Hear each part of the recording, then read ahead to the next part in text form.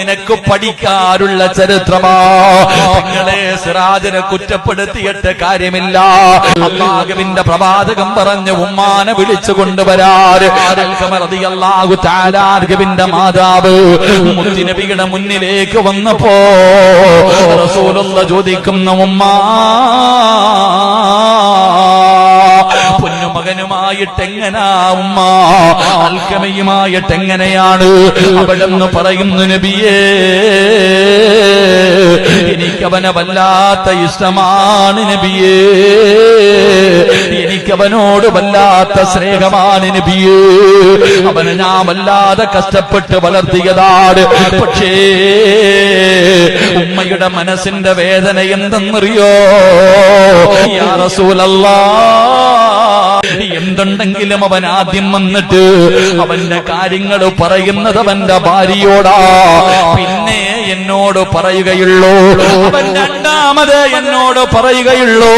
അവൻ ആദ്യം പറയേണ്ടത് എന്നോടല്ലേ നബിയേ, ഞാൻ അവന്റെ ഉമ്മയല്ലേ നബിയേ, ഞാൻ അവനെ കഷ്ടപ്പെട്ട് വളർത്തിയതല്ലേ നബിയേ, അവൻ എന്നെക്കാലു സ്നേഹം അവന്റെ ഭാര്യയോടാണ് നബിയേ, അതെനിക്ക് സഹിക്കാൻ കഴിയുന്നില്ല നബിയേ. അല്ലാഹുവിന്റെ റസൂല് പറഞ്ഞു, ഉമ്മ പൊരുത്തപ്പെട്ട് കൊടുക്കുമ്മ. അൽഖമയ്ക്ക് ലാ ഇലാഹ ഇല്ലല്ലാഹ് പറയാൻ, അൽഖമയ്ക്ക് ലാ ഇലാഹ ഇല്ലല്ലാഹ് പറയാ കഴിയുന്നില്ല ഉമ്മ,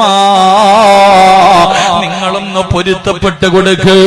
അൽഖമ റളിയല്ലാഹു തആല അൻഹുവിന്റെ മാതാവ് പറഞ്ഞു, ഇല്ല നബിയേ, അവനെന്നോട് ഇങ്ങനെ ചെയ്യാൻ പാടില്ലായിരുന്നല്ലോ, ഞാനവന്റെ ഉമ്മയല്ലേ.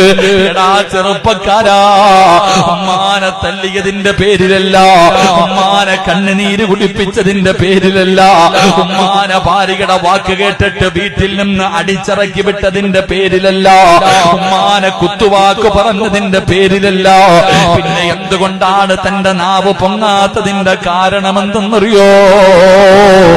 എന്ത് കാര്യവും ആദ്യം പറയുന്നത് ഭാര്യയോടാ, എന്നെ ഉമ്മയോട് പറയാറുള്ളൂ. ആ ഒറ്റ മനസ്സ് വേദനിച്ചതിന്റെ പേരില്, മാതാവിന്റെ മനസ്സ് വേദനിച്ചതിന്റെ പേരില് അവിടുന്ന് ഷഹാദത്ത് കലിമ പറയാ കഴിഞ്ഞില്ലെന്ന് ചരിത്രം പറയുമ്പോ സാധാരണ ഒരാളല്ല, സ്വഹാബികള് നക്ഷത്ര തുല്യരാ, അവരെ കൊണ്ട് അല്ലാഹു തൃപ്തിപ്പെട്ടവരാ. അവരെ നിങ്ങൾ ആരെ പിൻപറ്റിയാൽ നിങ്ങളുടെ സ്വർഗത്തിലാണ് സഹാബ.